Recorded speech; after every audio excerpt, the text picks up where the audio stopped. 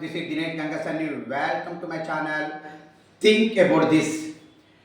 ఢిల్లీకి మూటలు మోయడం తప్పించి ప్రస్తుతం తెలంగాణలో కాంగ్రెస్ ప్రభుత్వం పెద్దలు చేస్తున్నది ఏమీ లేదండి. వాళ్ళ ప్రభుత్వం వచ్చి 2 సంవత్సరాలు గడిచినప్పటికీ నేటికి తెలంగాణలో అభివృద్ధి పరంగా చూసుకుంటే వాళ్ళు చేసింది చాలా చాలా చాలా తక్కువ. ఇంకా చెప్పాలంటే ఉన్న అభివృద్ధి అలా కుంటుపడిపోతుంది. వాళ్ళకి ఇక్కడ అభివృద్ధి కుంటుపడిపోయినా ప్రజలు సమస్యలో ఉంటున్నా వాళ్ళకి ఏం పట్టింపు లేకుండా కేవలం ఢిల్లీలోని కాంగ్రెస్ పెద్దలకి కాంగ్రెస్ హైకమాండ్కి డబ్బుల మూటలు పంపించే పనిలో ఉన్నారండి.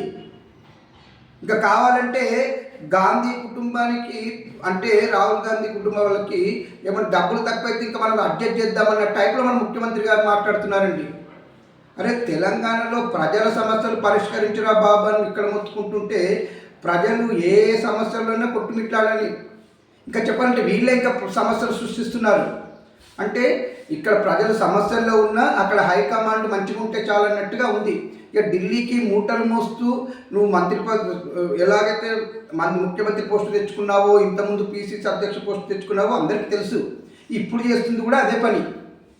సో ఏది ఏమైనా ఢిల్లీ పెద్దలు కూడా ముఖ్యమంత్రికి లొంగిపోయారన్నట్టే కనబడుతుంది. డబ్బుల ముట్టలకు మొత్తంగా ఇక్కడ సమస్యలు మాత్రం పట్టింపు లేకుండా ఇటు ఢిల్లీ హైకమాండ్కి లేకుండా పోయింది, ఇక్కడ ఉన్నటువంటి కాంగ్రెస్ ప్రభుత్వానికి లేకుండా పోయింది. మీరు ఇలానే చేస్తే రానున్న ఎన్నికల్లో మీకు ప్రజలు తగిన బుద్ధి చెప్తారు, ఇది మాత్రం ఖచ్చితం.